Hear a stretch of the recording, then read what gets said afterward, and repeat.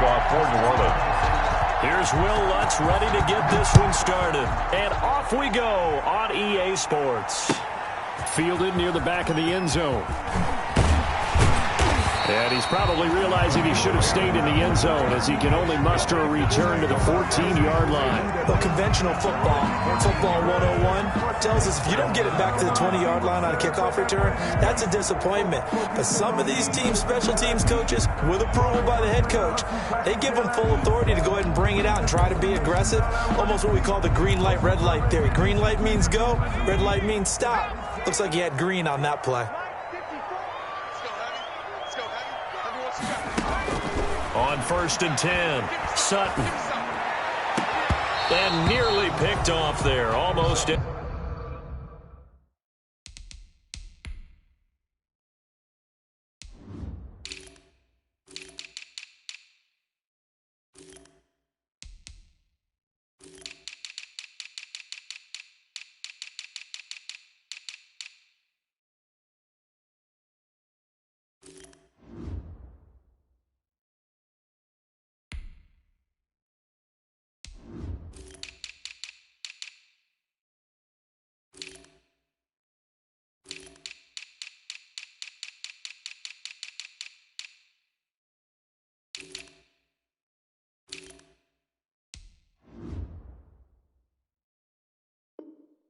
Intercepted.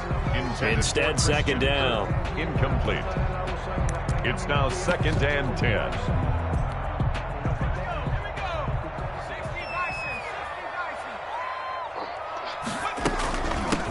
Now the first carry here for Todd Gurley. And once again, not much running room, if any at all. Officially nothing on that one, no gain, so they're left with still 10 to go on 3rd down. 3rd and 10. Operating from the gun, Sutton. And he finds a man on a crossing route. And he's going to have a Falcons first down as they're able to get the 3rd down conversion. 17 yards and a first down for Atlanta. Looking to throw, Sutton. That's caught by his tight end, Gerald Everett. And able to break one tackle, but then quickly brought down. But a nice little gain. 10 more Still a few inches short of a first down as they come up now on 2nd down. 10 yards on the pickup. Here's Gurley. And he'll do a nice job here just to fight his way back to the line of scrimmage. Gurley, the ball carrier. They'll say no gain on the play, so it was looking good, but nothing there. And now it's 3rd down in inches. It's now 3rd and less than a yard. They'll try and pick up the first with Gurley.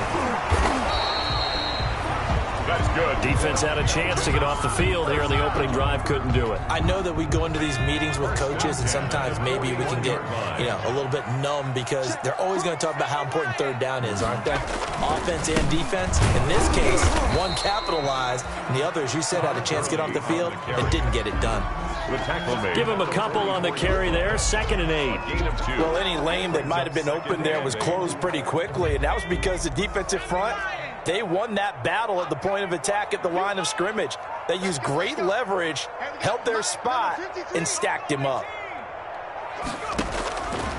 Looking to throw on 2nd down. Sutton.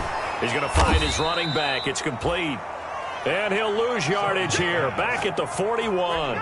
They give those 2 yards right back, and now they're looking at a 3rd and 10. 3rd and 10.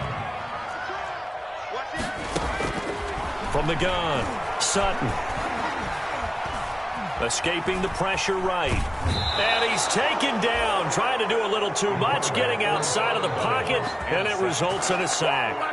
It always helps for a visiting team to come in and set the tone on defense. In fact, when we talked with them prior to the game, they said they wanted this home crowd to feel like they had to hide their valuables when they were in town. Well, the home crowd quiet now early. See if their offense can take over and get some points on the board. They're going to try and throw. Steps away to his left. Under pressure again, and down he goes again. A surprising move here on the opening drive of the game, and the Saints are going to get it back and in great shape. Line of scrimmage, the 37 on 1st and 10.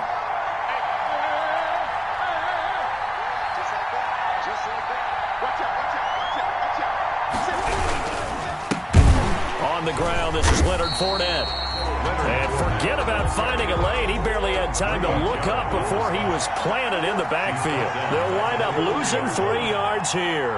And that'll make this a 2nd and 13. To throw is Murray. Buying time to his left. He'll try and run it.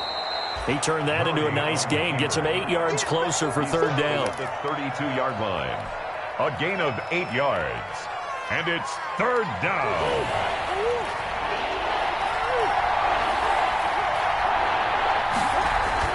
Murray now. Gets this to a standout receiver, Thomas. And all the way to the 2-yard line there before crossing over out of bounds. They're able to convert on 3rd down, and that sets up a 1st and goal. A very early momentum changer there. Actually a dream killer for the defense because they forced a 3rd down. Felt like they had a good chance to get off the field defensively, and then they got hit with that big. And he is in for the score. Touchdown, New Orleans. Taking it in from 2 yards out, and the Saints have taken the early lead. That almost looked too easy, and I think thanks goes to the offensive line for making it look easy. Yeah, I agree with you totally on that one.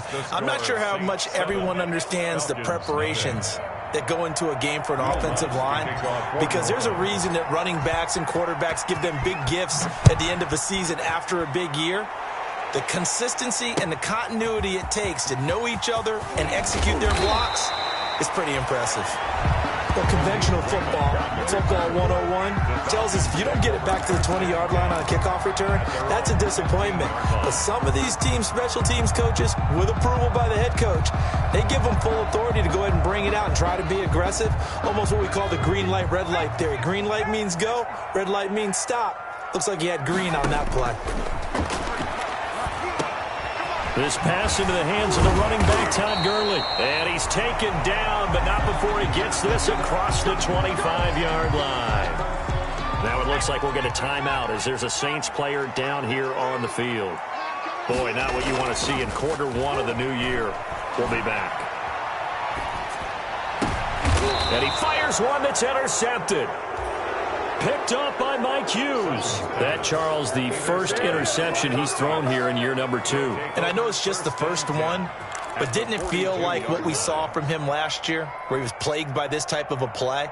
And they thought that, you know, over the offseason, going into a second season, some of that would go away. Thus far, still looks a lot like his rookie year.